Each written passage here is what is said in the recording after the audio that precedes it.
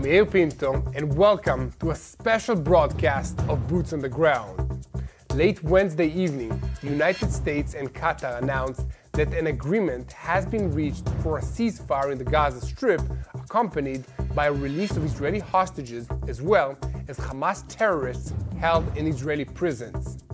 An Israeli official confirmed this announcement a short time later, and the Israeli government and the cabinet are expected to vote in favor of this agreement. Meanwhile, the Hamas terrorist organization officially confirmed that it conveyed its approval to the mediators. The agreement is set to go into effect on Sunday. For every Israeli, including me, it's a complicated day. Joy and celebration for the return of as many of our hostages alive as possible is also mixed with much grief and pain. Qatari Prime Minister Mohammed El-Tahini held a press conference in Doha, Qatar, during which he said, among the other things, that 33 hostages will be released in exchange for Palestinian prisoners. The document agreed upon by Israel and Hamas mainly addresses the first stage, which will begin once the ceasefire goes into effect. It will last 42 days and include the release of 33 Israeli male and female hostages, living and deceased. Who will be released first, and at what intervals will it happen? We'll get into the details shortly. International reactions were quick to follow, with incoming United States President-elect Donald Trump saying, "We'll make sure with Israel that Gaza will never again become a terror state." The incoming United States and National Security Advisor in the Trump administration also spoke up, declaring that the United States is committed to a normalization agreement with Saudi Arabia, warning Iran to stay out of it, and also declaring that Gaza will be completely demilitarized and Hamas will have no rule in government. That's all in the future, but for now, the IDF and the defensive establishment are making preparations for Operation Kanfei Dror, Wings of Freedom, the mission to receive the returning hostages back to Israel. But we also have to address the heavy price that Israel paid in this hostage deal. We can start by looking at what the terrorists are doing in Gaza, in Lebanon, and in Jenin in the West Bank, dancing in the streets, firing their rifles in the air, and otherwise celebrating what they say is their victory over Israel. This happens every war, no matter what the reality on the ground looks like. For these terrorists, the fact that they fought Israel, even if they were comprehensively defeated and even annihilated on the battlefield, is a victory to celebrate. And beyond that, the IDF struck Hamas hard in the Gaza overnight, and the plan is to continue to do so until the moment that the ceasefire goes into effect on Sunday. However, while all of this is going on in the Gaza Strip, there is plenty of action on the northern front as well. TBN senior Middle East analyst Mati Shoshani will tell us what happened this week in our neighborhood, the Middle East, and give us an update on the shifting power relations between two of Israel's enemies who themselves are at odds. I'm talking about Turkey and Iran, while Russia maneuvers in the middle. We've got a lot to talk about today, so let's dive into the details.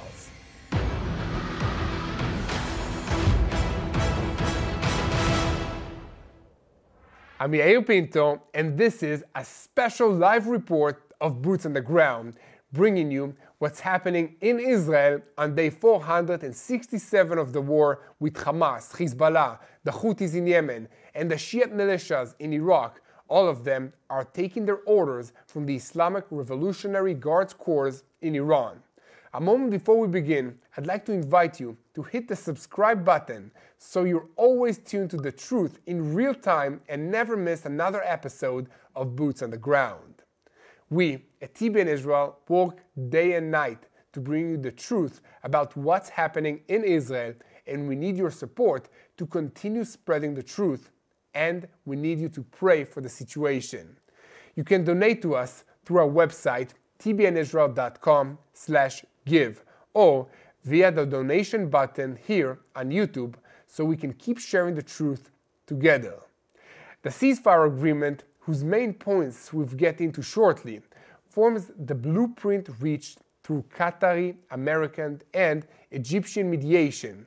It mainly deals with the detailed mechanisms that will accompany the first stage, which will last 42 days, during which 33 Israeli male and female hostages, alive or deceased, will be released.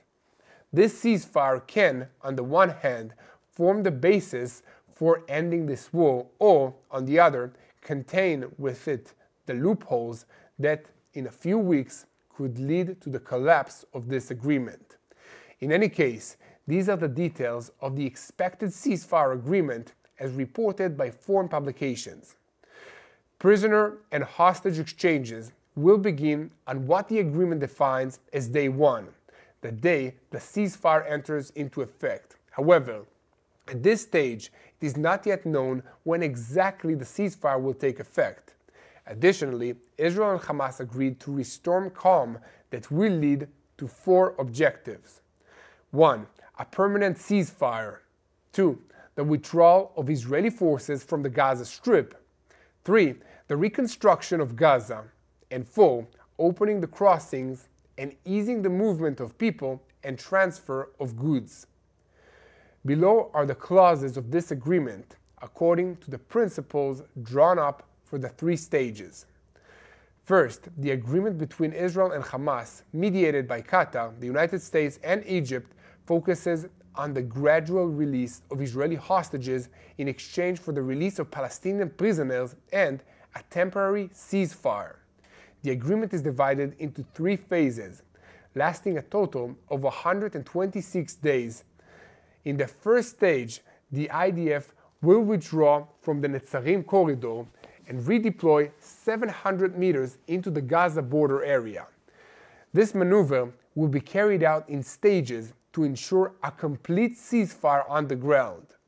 Also in this first stage, Hamas will release 33 Israeli hostages, living and deceased, in the following order. On the first day, 5 Israeli civilian female hostages will be released, and on the 7th day, 3 more. After that, Hamas will release 3 Israeli hostages every 7 days, starting with the women. It is notably that Hamas is committing to releasing all the living hostages before they begin handing over the remains of those who are murdered in captivity, so the living before the bodies. In summary, in the first week of the deal, 7 women will be released. From the 2nd week until the 6th week, 3 hostages will be released each week. Priority is given to women, children under the age of 19, the elderly over the age of 50, and citizens with medical needs.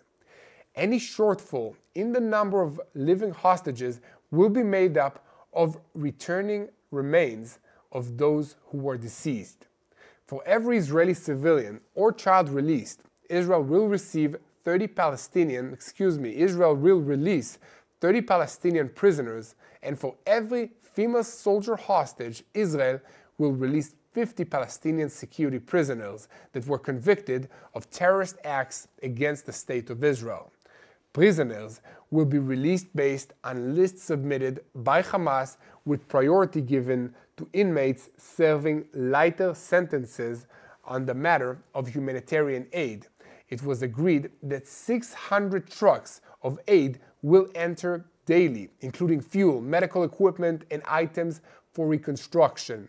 Additionally, displaced persons will be allowed to return to their homes as the IDF withdraws from central areas of the Gaza Strip after passing through IDF corridors to ensure they are not carrying weapons. Furthermore, Palestinian prisoners who will be released will not be rearrested for the same charges. They will not be required to sign any documents as a condition for their release. This initial phase, once again, is scheduled to last 42 days.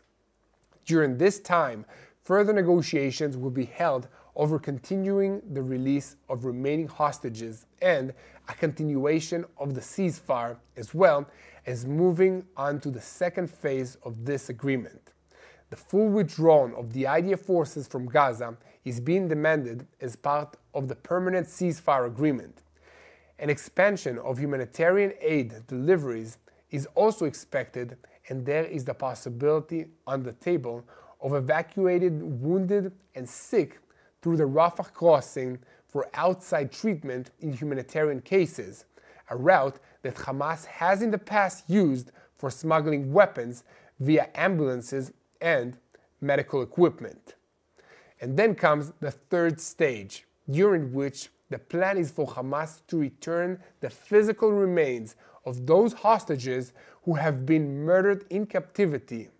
To be perfectly candid, we're talking about bones at this point, as there is nothing else left of these poor people who were brutally kidnapped on October 7, 2023, and never saw their homes or loved ones ever again.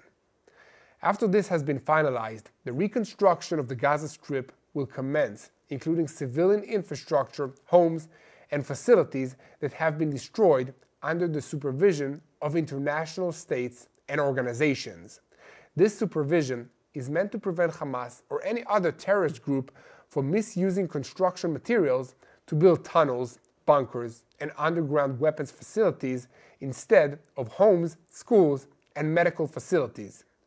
The rebuilding process is scheduled to take place over the period of 3 to 5 years, during which border crossings will be open for the movement of people and goods. This is not going to be a simple process, and Israel has already made concessions to get things going. Perhaps the biggest and most problematic concession is the release of hundreds of Palestinian prisoners in phases, along with a partial and then full withdrawal from multiple areas of the Gaza Strip, together with the entry of humanitarian aid without significant restrictions.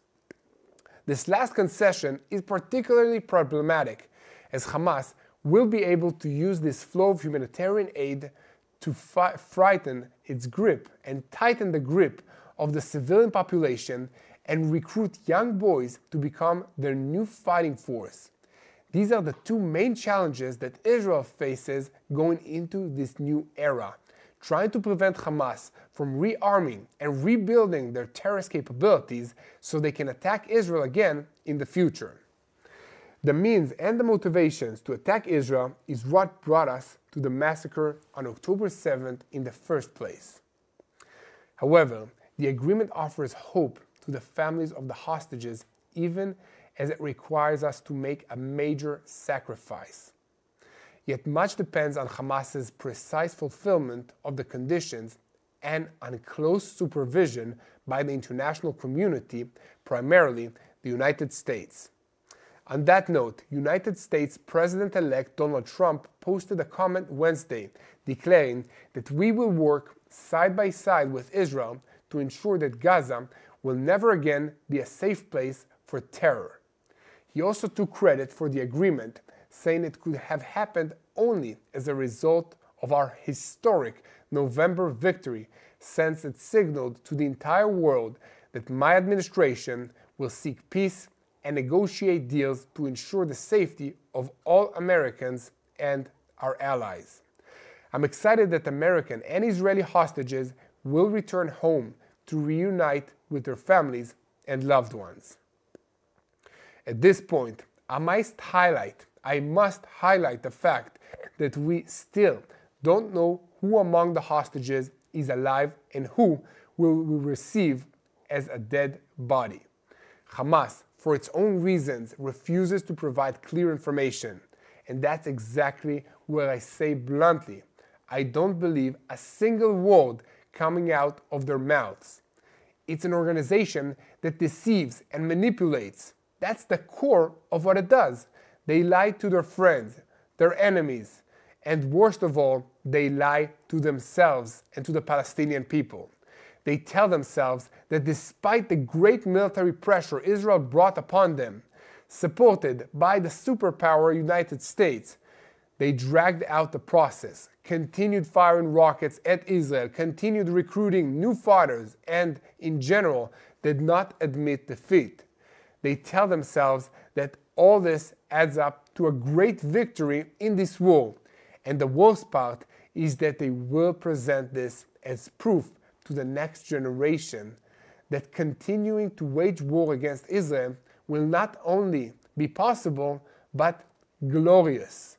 For now, they are busy celebrating the fact that they have survived and have a path towards re-establishing themselves as the sovereign power in the Gaza Strip. But this is the point where they are vulnerable, because there is also a path towards them losing their sovereign power in the Gaza Strip, and that's what must happen. It's imperative that Hamas not remain the sovereign in Gaza, and under no circumstances should Israel withdraw from strategic areas like the Philadelphia corridor. There are reports that a withdrawal from there is part of the deal, but so far it's unclear if we'll give up our hold on certain critical points.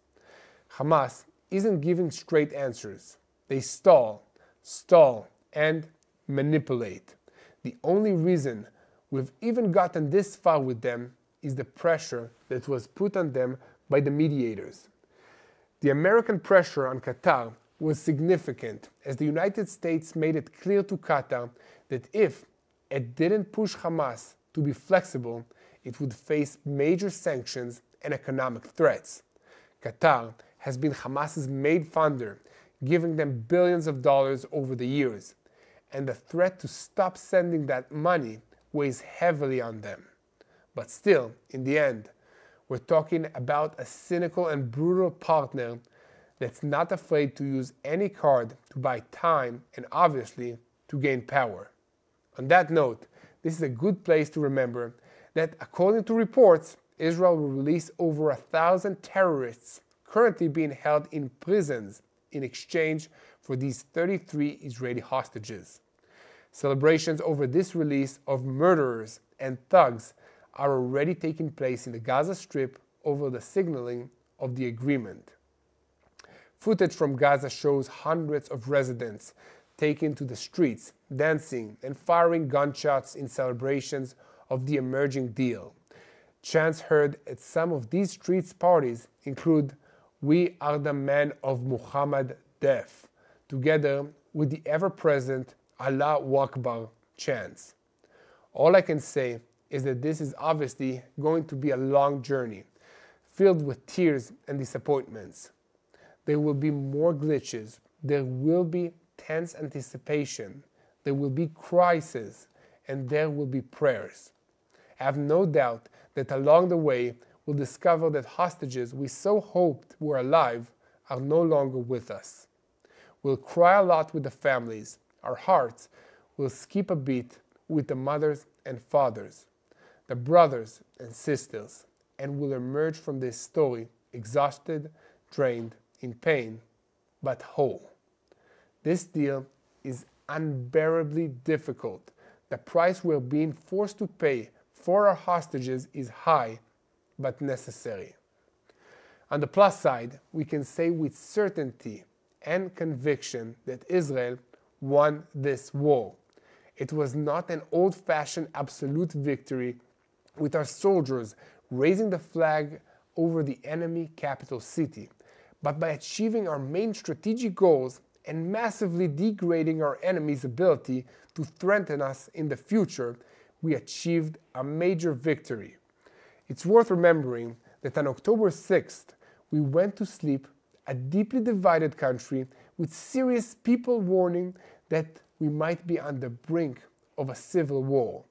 But we woke up on the morning of October 7th with a reminder that we live in the Middle East and we don't have this luxury. Despite the massive shock that came that morning, we pulled ourselves together, rallied our strength, and met the enemy in the toughest battle we fought since the 1948 Independence War. The entire world, from Tehran to Moscow, Rabat, to Paris can look at what the IDF achieved in Gaza, Lebanon, and the wider region and understand what happens when you attack the state of Israel like Hamas did on October 7th. The reestablishment of deterrence and the years of peace and stability that it will bring is the greatest victory Israel has achieved in this war. It was brought at a terrible price, and we must thank the ordinary citizens of this country, especially the soldiers who mobilized into the reserves and rushed to the front lines to prevent an even bigger disaster in the first few days of the war. Now, assuming the ceasefire holds, we will have a lot of work to do to heal, bind up our wounds, both physical and emotional, rebuild the damage that was done to our communities and our economy, and in general, get back on track. Here at TBN Israel, we will keep bringing you all the latest developments in Israel, and as always, we ask you to help us by praying into these issues, sharing our videos on YouTube, following us on social media, and subscribing to this channel if you haven't already. Now, let's get back for a moment to the boots-on-the-ground military view of what's happening in the Gaza Strip in the last 24 hours. Alongside the statements by US President Joe Biden and the Prime Minister of Qatar, and according to Palestinian reports, the IDF is striking in Nusirat in central Gaza. Overnight, between Tuesday and Wednesday, about 50 terror targets were struck by the Air Force in the Gaza Strip. As noted, before Hamas's response to the ceasefire outline in Gaza, the IDF and the Shin Bet have been stepping up their fire and carried out aerial attacks on dozens of terror targets throughout the Gaza Strip in recent days. The IDF spokesperson published an evacuation warning from areas inside Jabalia in the northern Gaza after operatives fired mortars from there at our forces that were operating in this area. There were no casualties in that incident. Airstrikes were also carried out on tactical targets in Khan Yunis and Deir el-Balach. The IDF notes that prior to the attacks, many measures were taken to reduce the chance of harming civilians, including the use of precise munitions, aerial observations, and additional intelligence information.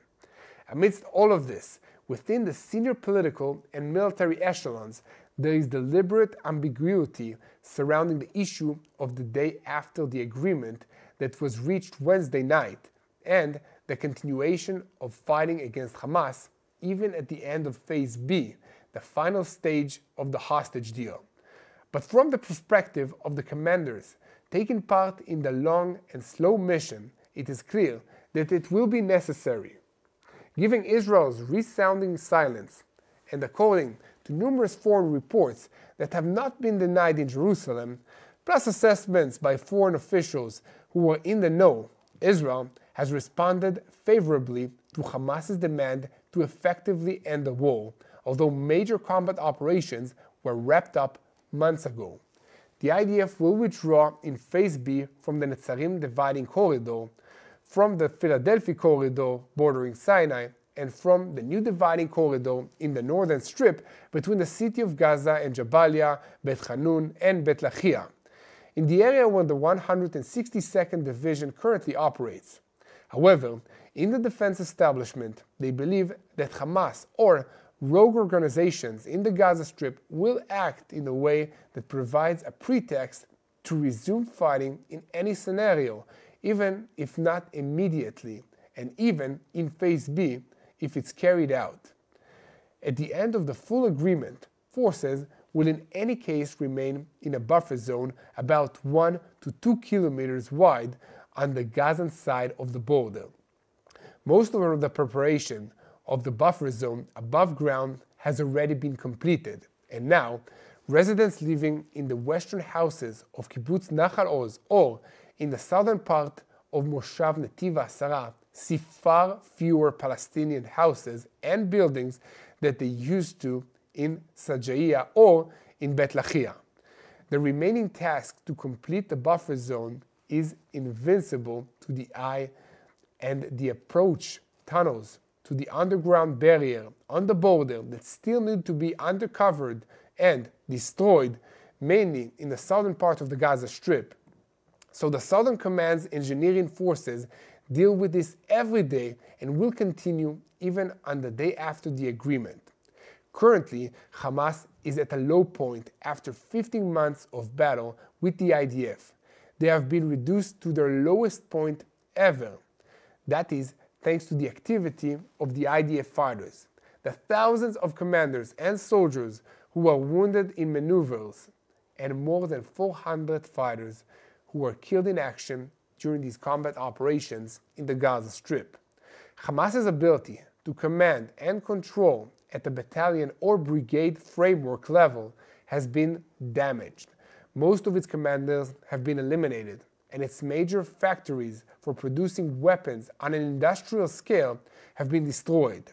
Still, Hamas continues to harass IDF troops with deadly guerrilla operations in places like Jabalia and Bet Hanun, occasionally launching drones, producing operational video clips for propaganda purposes, and most dangerously, significantly, and critically, it still controls the Gazan Palestinian population on which Hamas survives.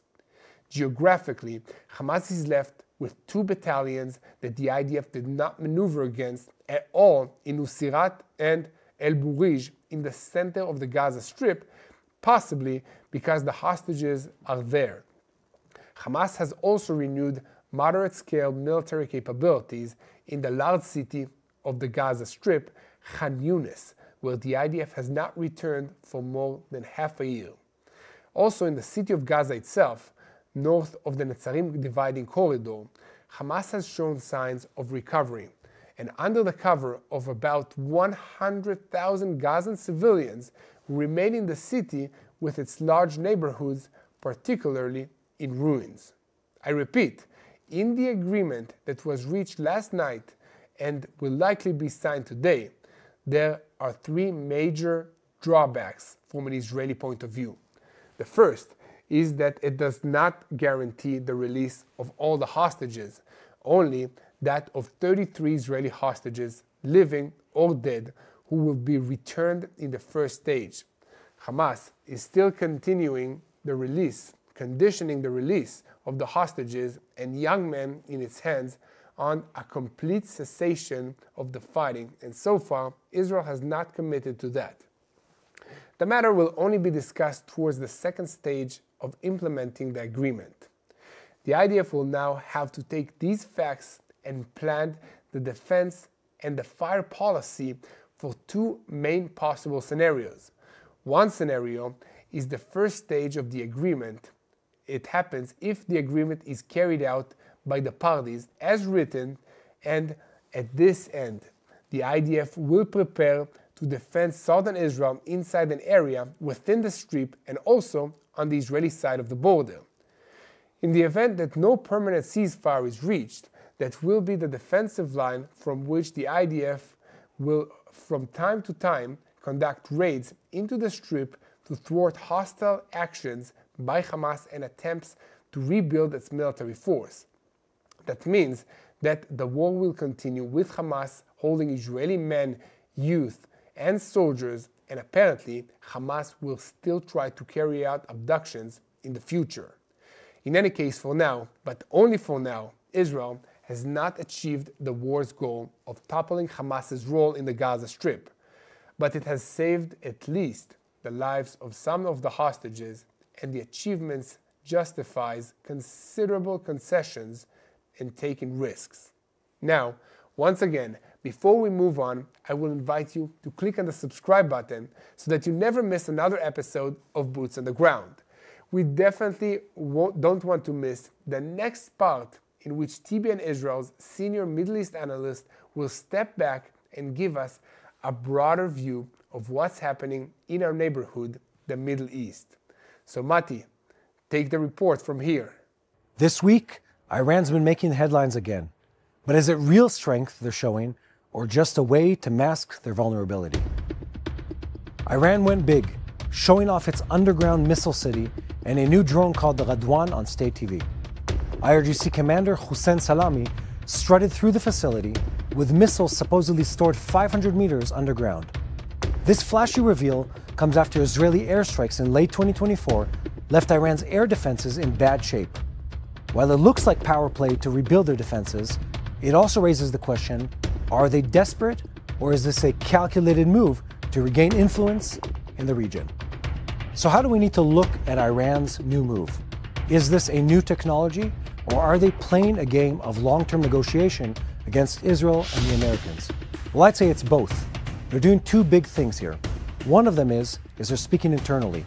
They're showing their people that they're capable and able and financially credible in the ability to develop new technologies, bring them to market, so to speak, and equip their army with the best of what they've stolen and copied from other armies around the world.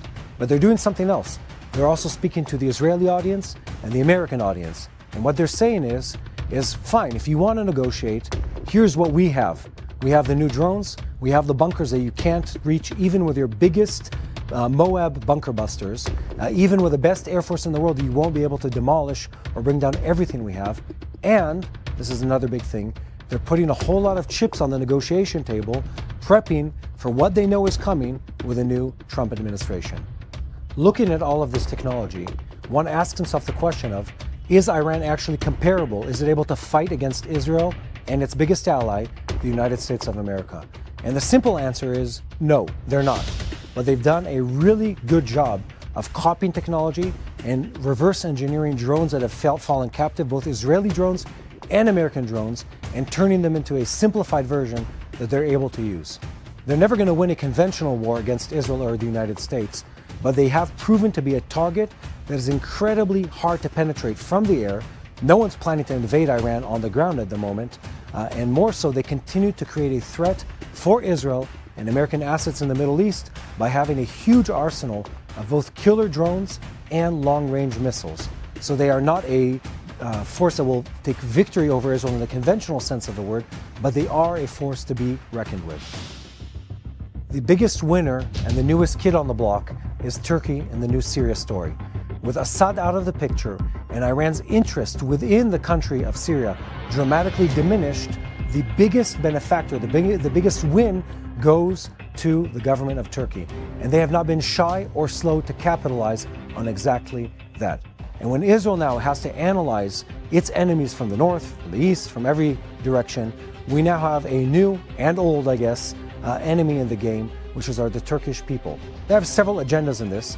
One, they are, as always, concerned with the Kurds in northern Syria and on the eastern corner of Turkey, but also they want to take yet again a stake as the superpower that controls this region. And they're willing to play dirty and they're willing to play big to see that happen.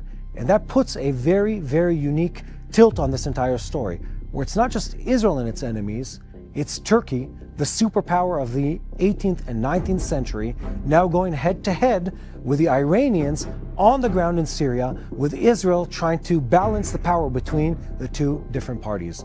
So all in all, a very interesting season and a very dramatic shift in the powers at be in this region.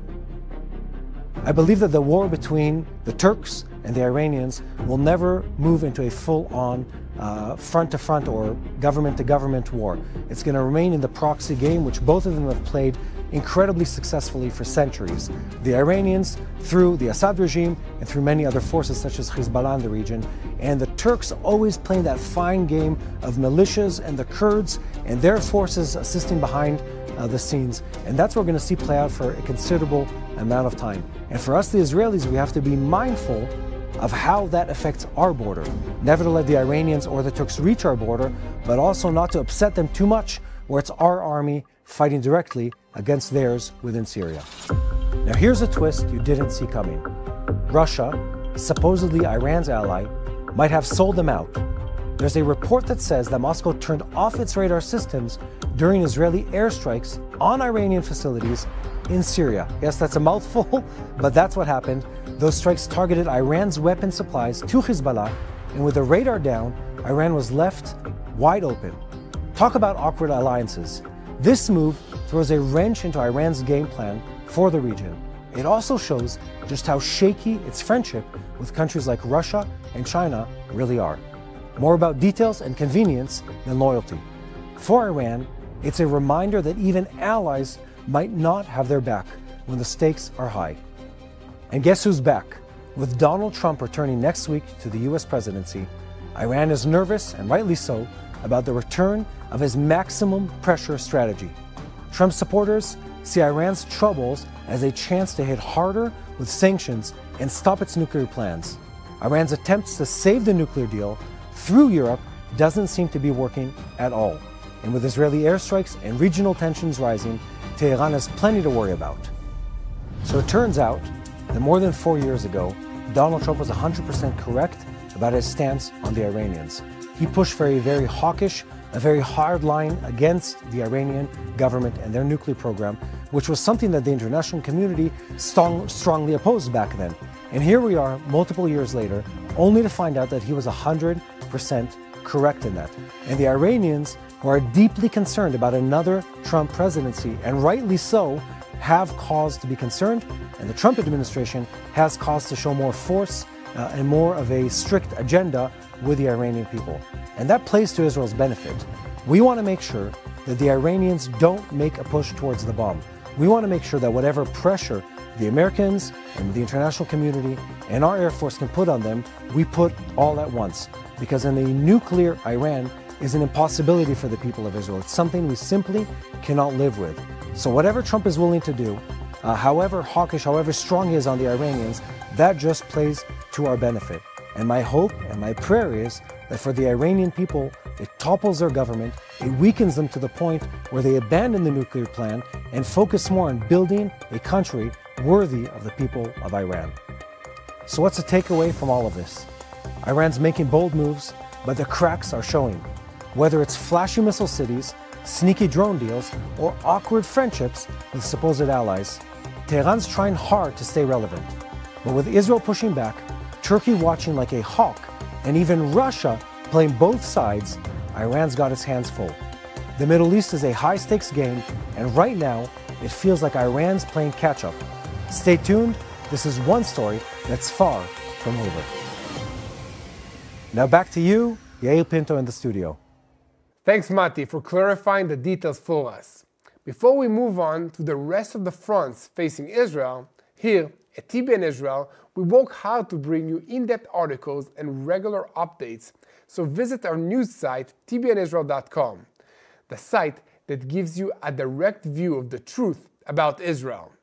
Now, let's shift our focus to the northern arena, because the IDF has discovered a great treasure in Syria as they carry out their forward defensive mission, keeping threats away from the Israeli border. The IDF spokesperson's unit announced on Wednesday that the 210th Division, in cooperation with the Capture and Recovery Unit in the Technological and Logistical Directorate, have located and seized over 3,300 items. Most of these are small arms and ammunitions, but it also includes Syrian army tanks, anti-tank and RPG systems, shells, mortars, mortar bombs, observation devices, and additional weaponry. This is added to the over 170,000 captured items that have been seized by the IDF forces and the Capture and Recovery Unit from all combat sectors. This is including the Gaza Strip, Lebanon, and Syria since this war began. And an enormous amount of weapons, ammunition, and military equipment that was found and was meant to be used against Israel will now be available for the Israeli forces to be used in the defense of our country. Meanwhile, in Lebanon's political arena, disagreements have emerged over the appointment of a new prime minister, Nawaf Salam, who was appointed to form the new Lebanese government by the country's president, Joseph Aoun. He began consultations with preliminary factions this week, but Salam faces a significant challenge because Hezbollah and the Development and Liberation Bloc, led by Parliament Speaker Nabih Berri, have announced that they will boycott the consultations. However, they stressed that it was not purely a political step and not a boycott of Salam himself. Salam, who received broad support in parliament with 84 voices out of 128, declared his commitment to creating national unity and reinforcing the state's authority throughout Lebanon. He called for foreign and economic plans to handle the country's severe economic crisis. At the same time, there are calls from the opposition factions to reconsider the terms of the appointment, increasing political tension in the government system. This means there is a new crisis between the Shiite factions and the central government in Lebanon and the country's ongoing political deadlock. Let's hope we don't see a new civil war between Hezbollah and all the other factions inside Lebanon. The last time there was a civil war in Lebanon, it dragged on for 15 years and caused immense suffering. And now, we shift our focus to events in Judea and Samaria, particularly in the Balata refugee camp in Nablus, one of the most hostile places in that area. Overnight on Wednesday and into Thursday morning, the IDF carried out operations there that provided living evidence that the armed terrorists are still there, and prior to the operation, IDF engineering vehicles cleared the road for the soldiers after shaving the pavement to prevent damages from explosive devices and booby traps planted there. While advancing, the forces moved through the camp's alleys, conducted extensive searches, and led to the arrest of several suspects. The IDF carried out these actions to maintain freedom of operation in the area, and the army states that it wants to carry out as many operations and friction points as possible with the terrorists in the depths of the camps, whose terrain is complex and characterized by dense construction. In Judea and Samaria, there are about 15 refugee camps, and in the past year, the Judea and Samaria Division placed special emphasis on dismantling the terror nests operating within them. Since the start of the war, around 800 terrorists have been eliminated in the area and over 6,000 arrested. Last night's operation in Nablus, as mentioned, is only part of the IDF's effort to deal with terrorist infrastructures in Judea and Samaria. If an agreement is reached with Hamas in Gaza, that region is expected to become the main arena. Next week, Mati, Shoshani and I will head out on a field report deep in Judea and Samaria to bring you a first-hand account of what's happening on the ground. That video will be posted on our YouTube channel very soon, so make sure you're subscribed so you never miss it. Speaking of operations in Judea and Samaria, 2 IDF soldiers were seriously wounded when the military vehicle in which they were traveling was hit by an explosive device in the town of Kabatia near Jenin early Wednesday morning. The damaged vehicle was evacuated from the scene by the IDF forces. This event adds to another significant drama that occurred in Jenin, where an Israeli UAV struck and caused the elimination of 6 terrorists, among them 3 brothers. 5 of these were identified as members of the local terrorist battalion, while one of them, Ibrahim Khaniri, who described his alliance to ISIS. He was wrapped in the organization's flag after his death. The elimination of the terrorists surprised the residents of the terror camp in Jenin, and their bodies were transferred to the local hospital. The fact that some of the terrorists had tied to the security apparatus of the Palestinian Authority added to the complexity. Khaniri, an ISIS member, was the son of an officer in the security apparatus who resigned at the start of the operation in protest against the activity targeting the terrorists. And meanwhile, the security forces of the Palestinian Authority are struggling to take control of the refugee camp in Jenin. Although they have managed to seize some weapons, the vast majority of the arms potentially originated from Iran remained in that area. So no prominent wanted individuals have been apprehended, and the IDF military activity in the sector is still ongoing. Here at TBN Israel, we will continue to keep you updated on these developments, and we ask you to keep praying for Israel. We will be here day after day to pray with you and to report to you on the return of our hostages every single day. So pray hard for the well-being of our hostages, that they will be returned back home to Israel to be with their loved ones. They are held in the Gaza Strip by Hamas's terrible terrorists. Pray for the safety of the IDF soldiers wherever they are, in the air, at the sea, or on land. And pray for the peace of Israel. And most importantly, don't forget to pray for the peace of Jerusalem. And together, we will win this war because God is on our side.